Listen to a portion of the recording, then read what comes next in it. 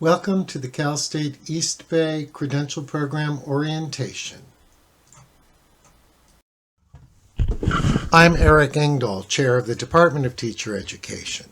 Danya Massey is the Single Subject Coordinator, Kelly Moore is the Multiple Subject Program Coordinator, and Dr. James Mitchell is the Coordinator for the Online Single Subject Program. I hope you were able to view my welcome video, which is also available here on YouTube. As I stated there, COVID-19 has forced us to make many changes in the teacher credentialing programs. We hope that you will be patient. We are supportive of you. We understand that new teachers are important to the state of California, and even though it may be a dynamic year, we are there to support you. These links will lead you to important web pages that contain dates and information that you need to be aware of while you're in the program. As I stated earlier, due to COVID-19, many things could possibly change, and as they change, we will notify you. Summer session classes will begin June 1st. Please note that even though all classes are online this summer, many classes have synchronous meetings. Please check your schedule to see which classes have synchronous online meetings and which are asynchronous. Any synchronous class meetings during the first 2 weeks of June will begin at 4:30. After that time, classes will begin during the day. There will be an orientation for field work sometime during the summer. Please look for that date coming up. Fall semester classes start August 18th. It's very important that you check your Horizon email account daily. Your Horizon email account was issued to you by the university, and it is the email that all official documents and communication should go through. It's quite easy to forward your Horizon account to whatever account you may use. Hello, I'm Kelly Moore, the Multiple Subject Credential Coordinator. I'd like to tell you a little bit about the Education Administrative Office. This office is located on the second floor of the Art and Education building.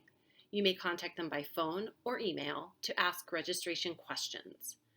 Lisa Gonzalez, Justin Wu, and Jamie Arrego are all important people who work in this office. Hello, my name is Danya Massey, and I'm the Single Subject Coordinator. I'd like to tell you a little bit about the Credential Student Services Center, or the CSSC for short.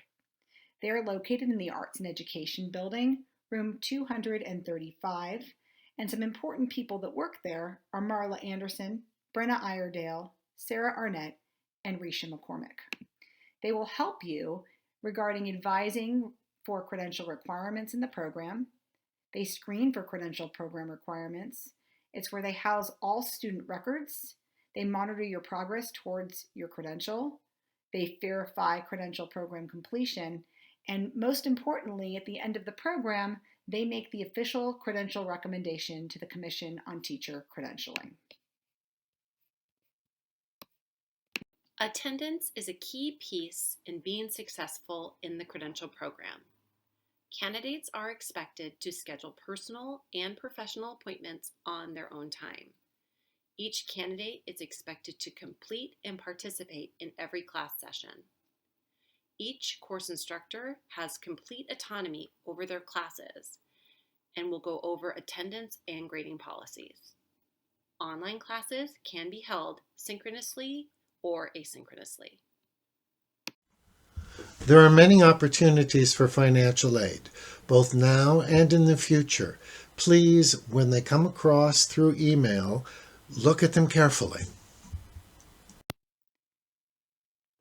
Please read your program handbook carefully. The links are below and will help you to answer questions on the next few slides, and also for the quiz at the end of this slideshow.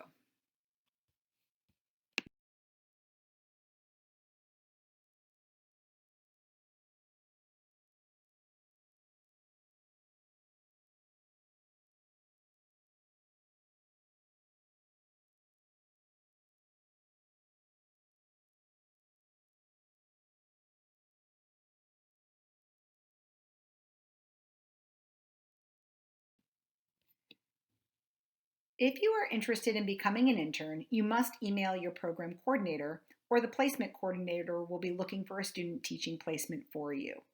Remember, you cannot be recommended for an intern credential without successful completion of subject matter competency through the CSET or waiver program.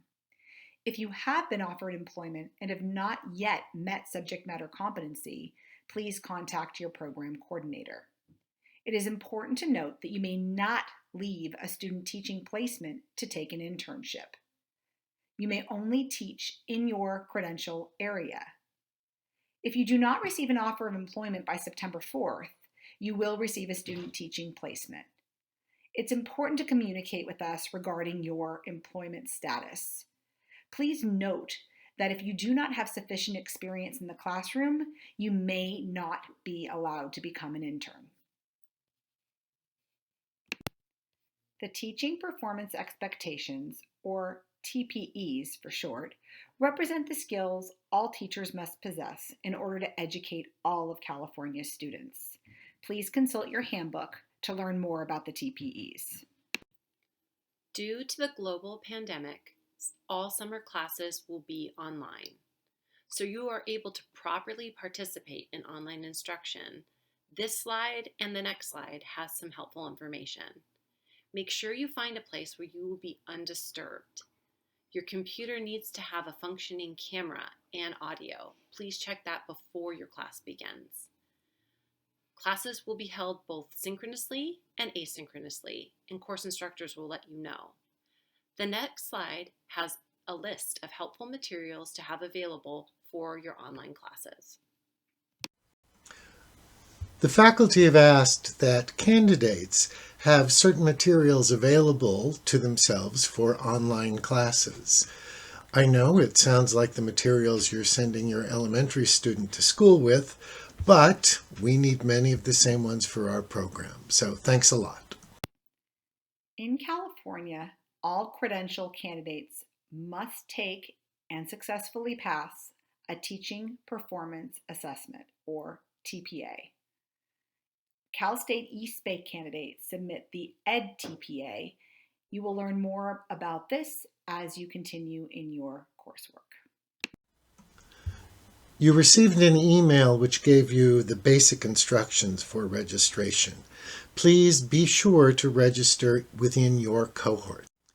If you received an email from the university telling you to register, and you did so without knowing which team or which cohort you were placed on, please drop those classes if they are the incorrect classes and register for the correct classes. There is no charge for you to do that as long as you do it by June 1st.